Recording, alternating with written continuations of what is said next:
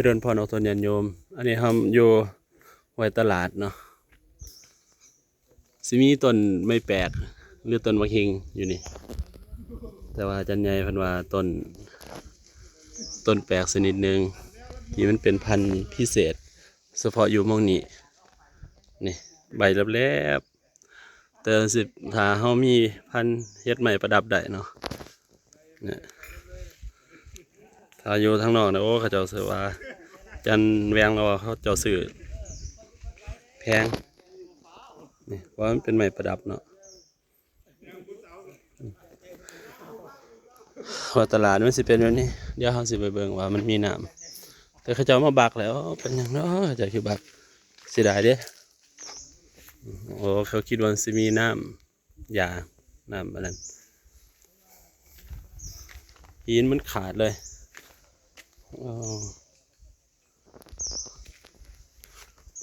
ไว้ตลาดน้ำตลอดปีเนี่ยทำมาเดือน4 เดือน5อะไรเนี่ยกับวันที่31เนาะโอ้วันที่1 เมษา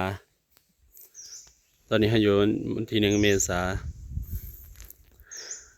เดือน4กับกงกับเดือน5ลาว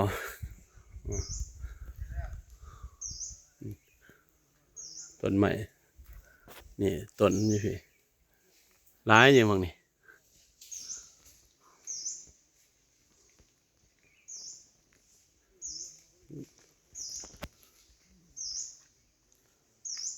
ทิมบ่สละแล้วแหละให้เขาเจ้าทีนี้มันจะมีดอกเจียปลาเด้อเดี๋ยวสิให้เบิ่งดอกเจียปลามันงามสมใดคล้ายๆคือกันเนาะดอกไม้ตัวนี้นี่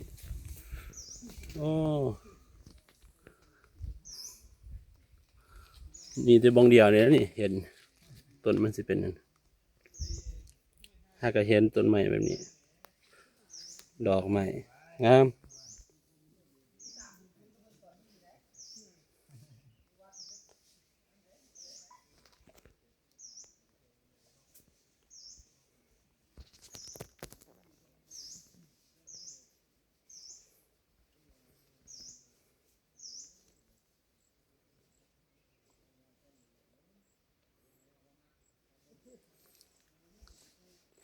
เบิ้งไก่กับบ่แมนถ้าเบิ้งไก่เนี่ยคล้ายๆเลย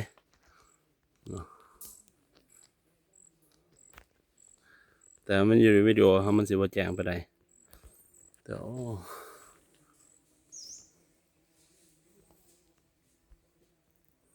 เดี๋ยวสิมาถ่ายภาพอีกทีหนึ่ง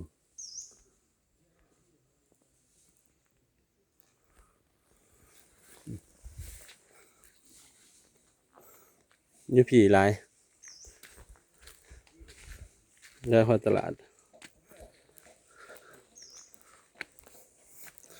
น้ำมันก็สิเป็นบ่อจังซี่แต่ว่าว่างใหญ่มันอยู่เทิง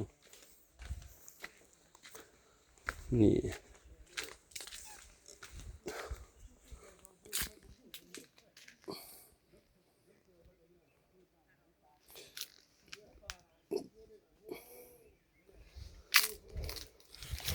โอ้ต้น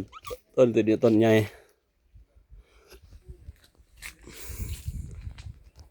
ดอกเจียปลาคล้ายๆกันเด้แต่ก็บ่ฮู้ซื้อก็เลยเอิ้นจังซี่ซะ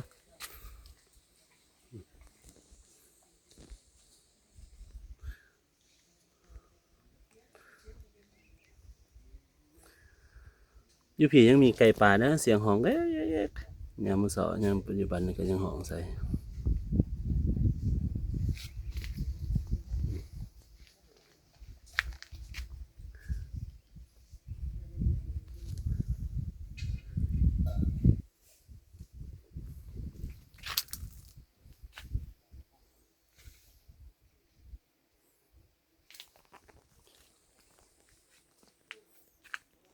ต้นแปลก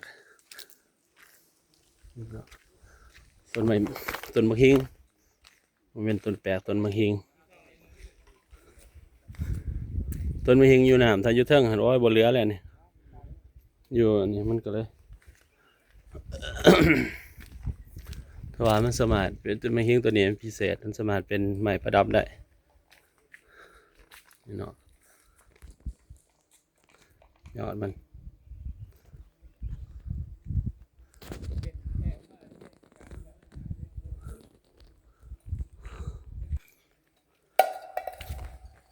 เพิ่งยังไรเก่าบ่อยู่พุ่นลุมเพิ่งยังไรอยู่บ่โอ้โอ้หนามลูกเขียดป่าโอ้มันจะเป็นปลากังนี่เอาเบิ่งทางพี่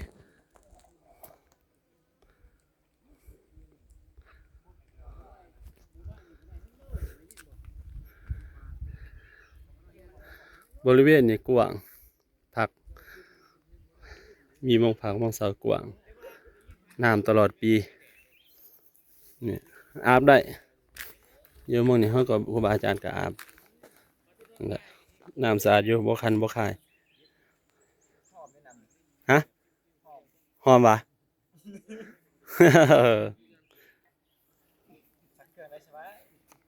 ขน่อยก็ซักได้นี่สงสัยไปซักหัวน้ำนี่บ่จักเฟิงมันมาตอมอีดีเด้ โอ้เมียจะได้หนอน เออ ครับบ่ ไปใส่ตัวเก่าบ่เอาบ่ตอมมันเขาใส่ตัวนี้ตึ๊บปึ๊บปึ๊บปึ๊บ มันกินอะไรนะ เออ มันเป็นงูตะควาย ย่านอยู่ครูบาอาจารย์ก็รอท่าเดินทาง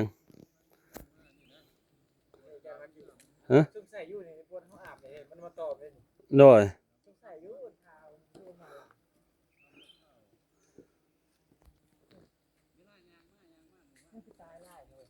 เพิ่งบ่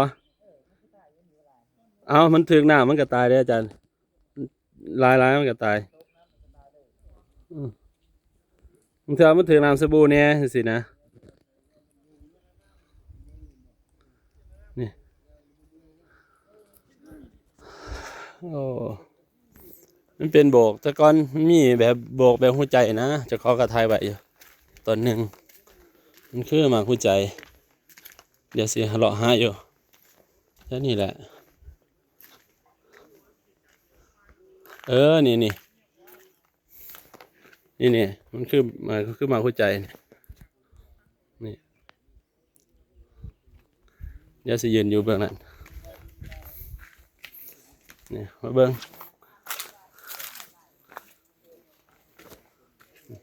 แล้วเบื้องนี้สิจะบ่คือไปได้เบื้องนั้นมันจะคือ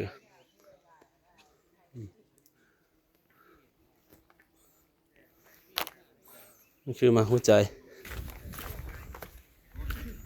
มันเป็นโบก